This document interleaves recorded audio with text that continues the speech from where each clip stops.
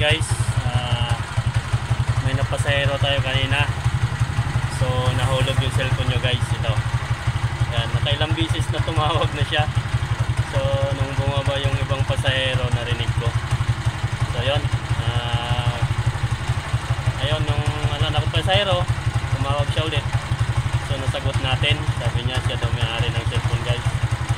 So ngayon guys, hatid natin ngayon ito sa kanya. Kasi nag-aantay daw siya doon sa palengke. So yan guys, try natin mamaya kung anong maging reaction niya guys. Medyo malayo-layo din kasi guys yung narating natin bago natin na-recover yung cellphone. So yan, try muna tayo.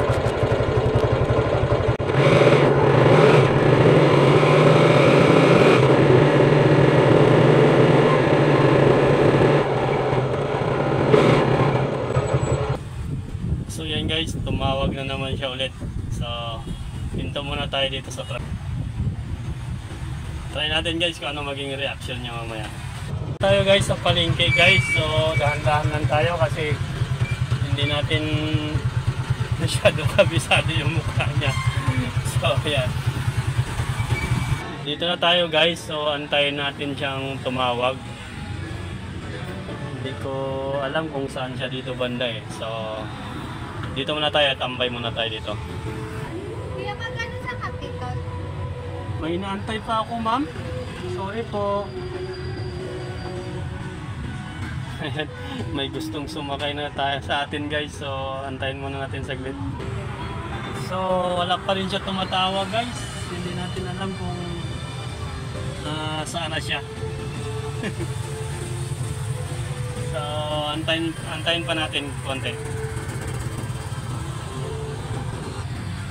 So yan guys, lumipat tayo ng pwesto para hinahanap siya guys, pero wala pa rin siya, hindi ko pa rin siya nakikita. Kasi sabi niya dito daw siya sa may Valencia Jollibee. So nandiyan na yung Jollibee oh.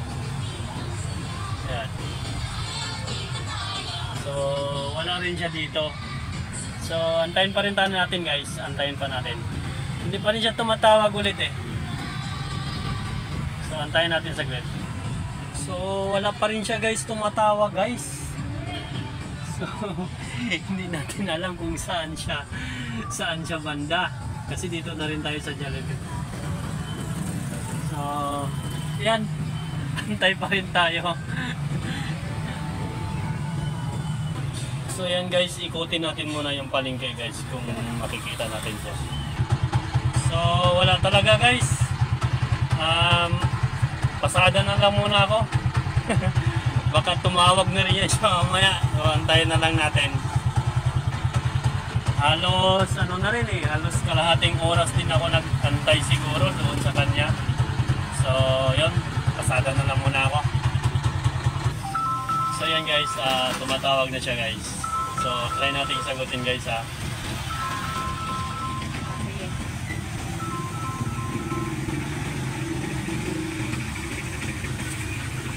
Hello. Yes po.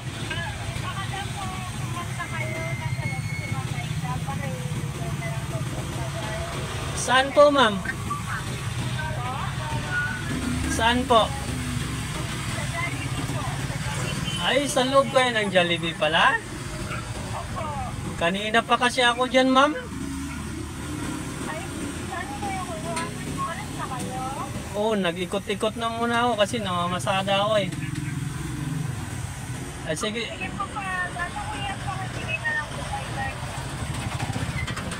Ay, sige po, antayin nyo na lang po ako dyan. Sige po ma'am, maghahatid lang po ako ng pasahero. Sige po, sige po. So yan guys, yan. Tumawag na siya, so hatid mo natin yung pasahero natin guys. Ayan. So yan guys, balik tayo sa kanya guys. Ayan.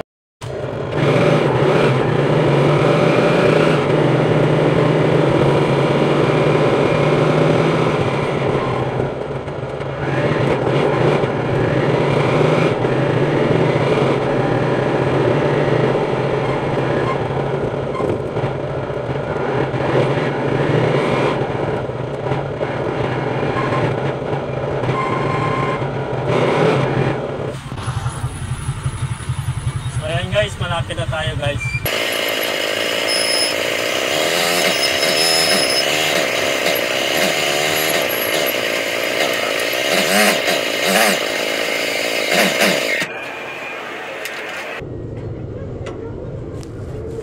So yan guys, dito na tayo sa sa Jollibee.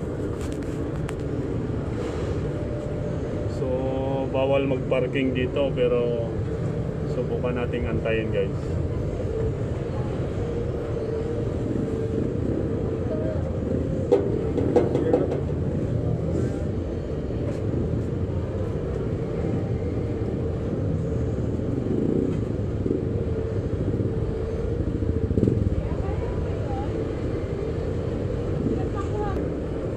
Ay siya ngayon, diyan siya nakatrabaho sir? Diyan siya nagtatrabaho?